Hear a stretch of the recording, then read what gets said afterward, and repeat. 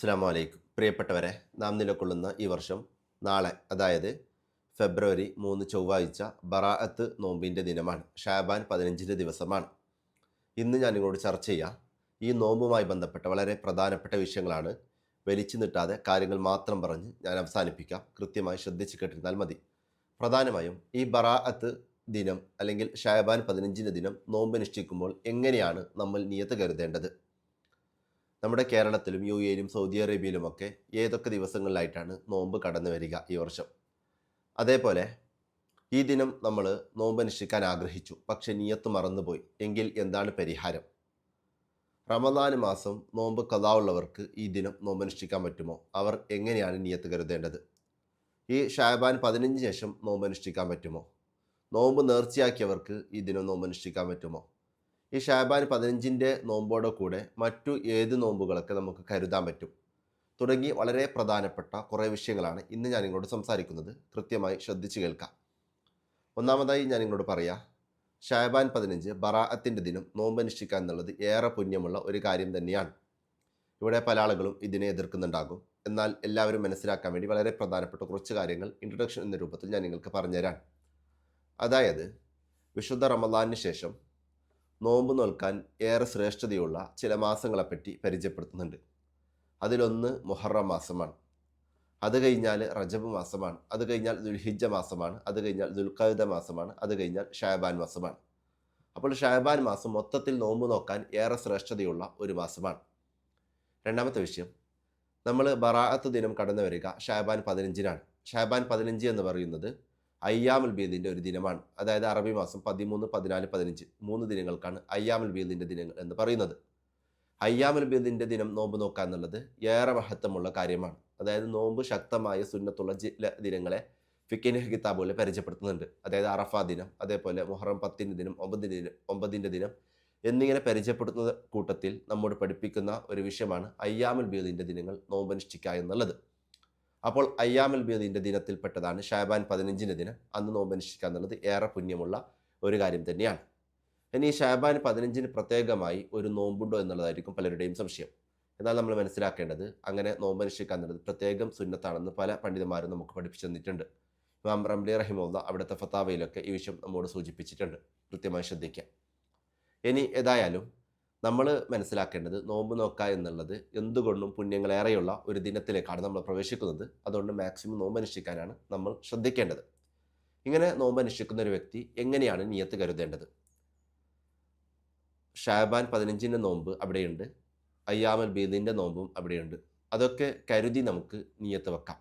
അങ്ങനെ വരുമ്പോൾ നാളത്തെ അയ്യാമുൽ ബീദിൻ്റെയും ബറാഅത്തിൻ്റെയും സുന്നത്ത് നോമ്പ് അല്ലാഹു തആലയ്ക്ക് വേണ്ടി നോറ്റിയിടുവാൻ ഞാൻ കരുതി എന്ന രൂപത്തിൽ നിയത്ത് വെച്ചിട്ട് നമുക്ക് നോമ്പ് അനുഷ്ഠിക്കാം. ഇവിടെ മനസ്സിലാക്കേണ്ടത്, നമുക്കറിയാം നോമ്പിന് നമ്മൾ നിയത്ത് വെക്കേണ്ടത് മഗ്‌രിബിന് ശേഷം സുബ്ഹി ബാങ്കിന് മുമ്പായിട്ടാണ്. പലരുടെയും സംശയം, സുബ്ഹി ബാങ്കിന് ഒരൽപ്പം മുമ്പായിട്ടാണ് നിയത്ത് കരുതുന്നത് എങ്കിൽ നിയത്തിൽ എന്താണ് കരുതേണ്ടത്? നാളത്തെ എന്നാണോ ഇന്നത്തെ എന്നാണോ എന്നുള്ളതാണ്. അതായത് അത്തായ സമയത്തിന് സുബ്ഹി ബാങ്കിന് ഒരൽപ്പം മുമ്പായി ഉണർന്ന് നമ്മൾ നിയത്ത് കരുതുമ്പോൾ എന്താണ് കരുതേണ്ടത് എന്നുള്ളതാണ്.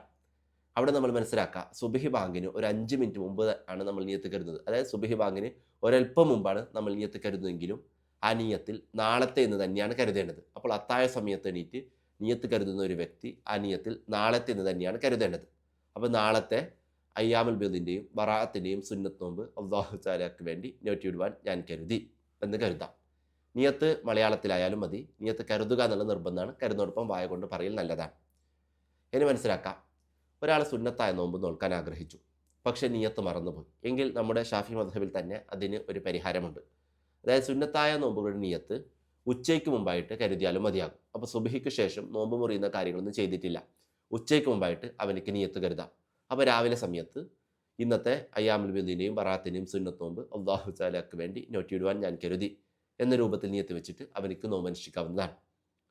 ഒരാൾ അങ്ങനെ നിയത്ത് മറന്നാൽ മാക്സിമം നമ്മൾ സുബ്ഹിക്കുമ്പോൾ തന്നെ നിയത്ത് കരുതാൻ വേണ്ടി ശ്രദ്ധിക്കാം. ഇനി നമ്മൾ മനസ്സിലാക്കേണ്ട ഒരു വിഷയം, നോമ്പ് ഖളാ ഉള്ളവർ എന്ത് ചെയ്യണം എന്നുള്ളതാണ്.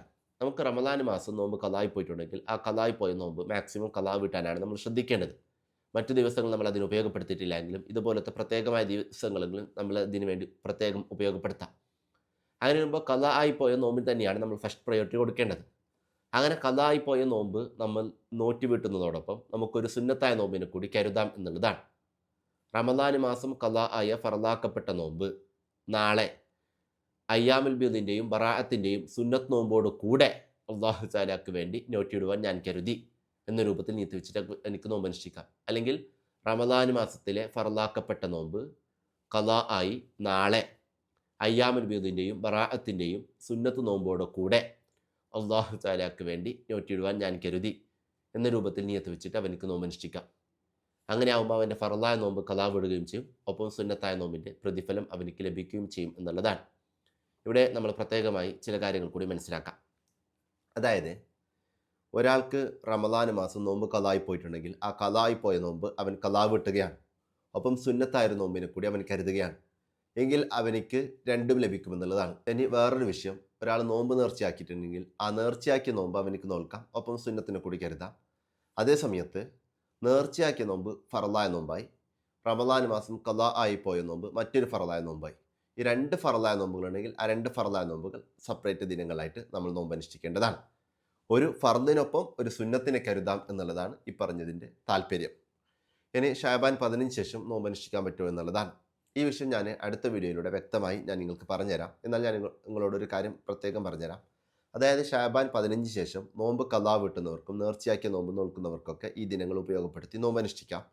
ഇനി സുന്നത്തായ നോമ്പ് നോൽക്കുന്നിടത്ത് നേരത്തെ നോറ്റി പോരുന്നതിന് തുടർച്ച എന്ന നിലയിലോ അല്ലെങ്കിൽ പതിവായി നോമ്പ് നോക്കുന്നവർക്കോ ഈ ദിനങ്ങൾ ഷാബാൻ 15 ശേഷവും നോമ്പ് നോൽക്കാം. ഒരു ഉദാഹരണം പറയുകയാണെങ്കിൽ റജബിൻ്റെയും ഷാബാൻ്റെ ഒക്കെ തുടക്കം മുതൽ തന്നെ നോമ്പ് അനുഷ്ഠിച്ച് പോരുന്നവർക്കൊക്കെ ഷാബാൻ 15 ശേഷവും നോമ്പ് നോൽക്കാവുന്നതാണ്. അല്ലെങ്കിൽ എല്ലാ തിങ്കളാഴ്ചയും വ്യാഴ്ചകളൊക്കെ നോമ്പ് നോൽക്കുന്നവർക്ക് ഈ ഷാബാൻ 15 ശേഷമുള്ള തിങ്കളാഴ്ചകളും വ്യാഴ്ചകളൊക്കെ നോമ്പ് നോറ്റ് പോരാവുന്നതാണ്. അതേസമയത്ത് ഷാബാൻ 15 ശേഷം പുതുതായിട്ട് സുന്നത്തായ നോമ്പുകൾ നോൽക്കാൻ ആഗ്രഹിക്കുക, ആ ഒരു രൂപം നമ്മൾ സ്വീകരിക്കാൻ പാടില്ല എന്നുള്ള വിഷയം കൂടി ശ്രദ്ധിക്കാം. അതിനെപ്പറ്റി ഡീറ്റെയിൽ ആയി അടുത്ത വീഡിയോയിൽ നമുക്ക് ചർച്ച ചെയ്യാം. ഏതായാലും ഇന്നത്തെ ക്ലാസ് ഒരുപാട് പേർക്ക് ഉപകാരപ്പെട്ടെന്ന് ഞാൻ വിചാരിക്കുന്നു. മാക്സിമം ആളുകളിലേക്ക് ഈ വിഷയം എത്തിച്ചു കൊടുക്കാം. വളരെ ലളിതമായി ഇസ്ലാമിക വിവരങ്ങളൊക്കെ പഠിപ്പിച്ചു കൊടുക്കുന്ന രൂപത്തിൽ നിസ്കാരം, വുളൂ, കുളി, അതേപോലെ തയമ്മും, ഇതുപോലെ നോമ്പ്, ഹജ്ജ്, ഉംറ, ദക്കാത്ത് തുടങ്ങി പല വിഷയങ്ങളും ഡെയിലി ലൈഫിൽ ചൊല്ലേണ്ട ദിക്റുകളൊക്കെയുമായി ബന്ധപ്പെട്ട വിഷയങ്ങളൊക്കെ പഠിപ്പിച്ചു കൊടുക്കുന്ന രൂപത്തിൽ നാഫി അക്കാഡമി എന്ന് പറയുന്ന പ്രൊഫഷണൽ എഡ്ടെക് പ്ലാറ്റ്ഫോമിൻ്റെ ഭാഗമായിട്ട് ഹിക്മ എന്ന് പറയുന്ന ഒരു കോഴ്സ് എല്ലാവർക്കും പഠിക്കാൻ പറ്റുന്ന രൂപത്തിൽ നമ്മൾ ഡിസൈൻ ചെയ്തിട്ടുണ്ട്. ആ കോഴ്സിൽ ജോയിൻ ചെയ്യാൻ വേണ്ടി ഈ കാണുന്ന വാട്സപ്പ് നമ്പർ ഉപയോഗപ്പെടുത്തി നിങ്ങൾക്ക് കോൺടാക്ട് ചെയ്യാവുന്നതാണ്. ഇന്നത്തെ ബറാത്തിൻ്റെ രാവാണ്. നിങ്ങൾക്ക് ഇന്ന് പറ്റുന്നില്ലെങ്കിൽ നാളെ കോൺടാക്ട് ചെയ്താലും മതി. ഇപ്പോൾ നിലവിൽ അഡ്മിഷൻ ആരംഭിച്ച് അതിൻ്റെ 5ാമത്തെ ബാച്ച് മുന്നോട്ട് പോയിക്കൊണ്ടിരിക്കുകയാണ്. നിങ്ങൾ ജോയിൻ ചെയ്താൽ നിങ്ങൾക്ക് ജോയിൻ ചെയ്യുന്ന ആ ദിവസം മുതൽ ഫസ്റ്റ് ക്ലാസ് മുതൽ തന്നെ അവൈലബിൾ ആവുന്ന രൂപത്തിൽ സെറ്റ് ചെയ്യുന്നതാണ്. അതിന് മാത്രമല്ല കൂടുതൽ ഡീറ്റെയിൽസ് താഴെയുള്ള കമൻറ്റ് ബോക്സിലൊക്കെ പിൻ ചെയ്തിട്ടുണ്ട്.